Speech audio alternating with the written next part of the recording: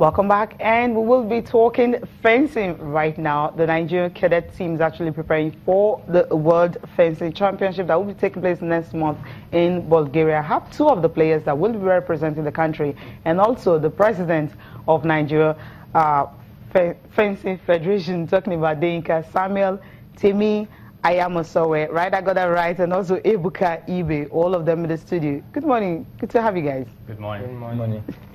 Okay, where do we start from? We start from the fact that two teenagers will be representing Nigeria at the Cadets Junior World Fencing Championships. Now, start with your president. Now, how did they qualify for this championship? The qualification process is what they do is encourage as many nations. So literally all the fencing nations are involved in it. There are 150 fencing nations across the globe. So we automatically qualify, but then it's now the best fencers that qualified. So you have to be in the top 10 in your country to be able to go for the qualifications. Okay. Interesting. Okay. Yeah, I was just going to say, I mean, this Tami and Ebuka, where they actually featured at the 2017 African Fencing Championship in Cote d'Ivoire. What was that experience like? I'll let them have a stab at that. It was very exciting being in my first competition. Your first? Yeah, first international competition. International, okay. And then I saw a lot of fencing skills that I've never witnessed before. But then I still got to learn that I have a lot more work to do. I think I'm ready for the World Championship. What about you, Tami? Well, it was a good experience for the first international competition.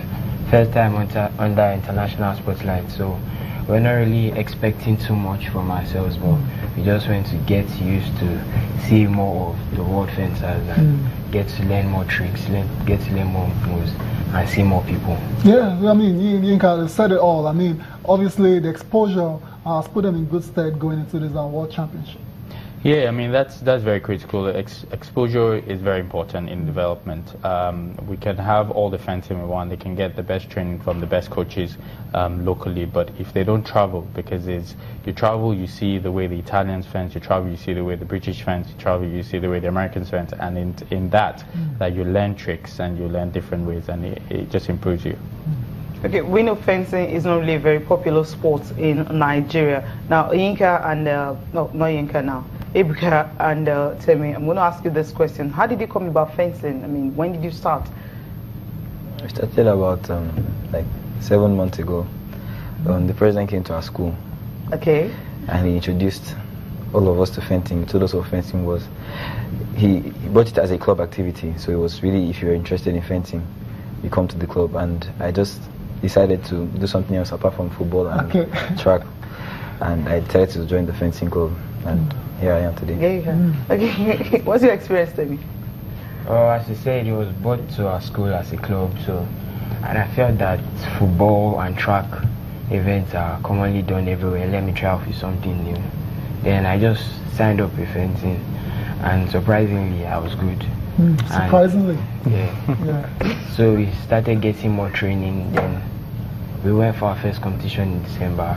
After the competition, I came second, then we were chosen to go for the international competitions. That's the one in Cote d'Ivoire, the African Championships. Yeah. Interesting. I mean, let's get them. Yinka talking as also. I mean, fencing is a sport, sports essentially. I mean, how do you think it actually discourages people from going into it? Them actually perceive it's a dangerous sport because it involves some swords. Not really. There was an interview I did a few years back, and it was about, the title was "Fencing is not a dangerous sport." Okay. In terms of statistics, fencing is actually one of the safest sports out there because of the risk involved. There is a lot of caution and preventive measures that have been put in place. So, for example, like the equipment that is worn, the kit that is worn during fencing, that is made out of Kevlar. Kevlar is the same material that is used in bulletproof, and so can withstand a certain level of force. So there's a lot of detail, a lot of attention into it. And as they said rightly, the school force was one of the best ways. I started fencing very late, when I was 20. I was very fortunate that we've been able to break into the top 100, and at the time I lived in the UK, the highest world ranked fencer in Britain. But our short-term or long-term strategy has always been to go into schools and catch them very young, and that's what we do. We're in a lot of schools across 3 states at the moment in Nigeria, and we're increasing. Okay, outside Lagos State, what other states are you talking about? We're in Ogun State and we're in Ibadan. Okay, those 3 states, yes. And this one from Lagos. Now, how easy was it for you to actually take these sports to schools? Were they able to embrace it? The initial process was it was a bit challenging, because what it is, you're selling a new idea, you're selling a new. We're really pioneering this sport. I've been talking to schools on fencing since 2007. Okay. So it's been a very long time. Even now. then, yes, when I was still in the UK, when I come, I'll go speak to different schools, and we really picked off in schools shortly after that.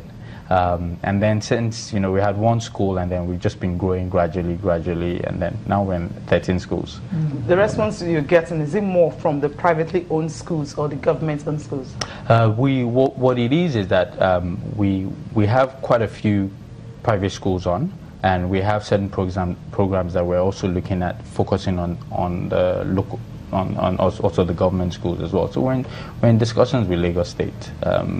Even our competition, the chairman of Lagos State Sports Commission, Mr. Deji Tinubu, was at our competition in December, and we're getting a lot of support.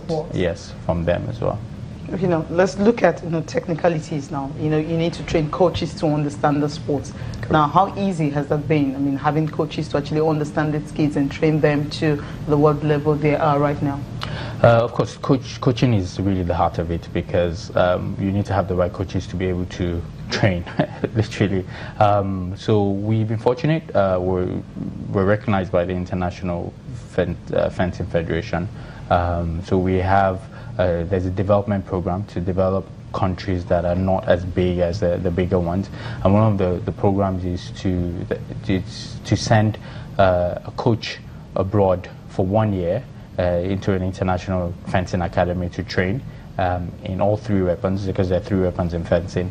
And then we've done that. We've trained 3 people on that coach. So it's a 1-year program, and what we're now doing is that we bring them back here to Nigeria, and then they train other people and certify. So we even had a coach certification for level 1 coaches just last week Saturday at the club, and we've done a few of them. So that's how we've done.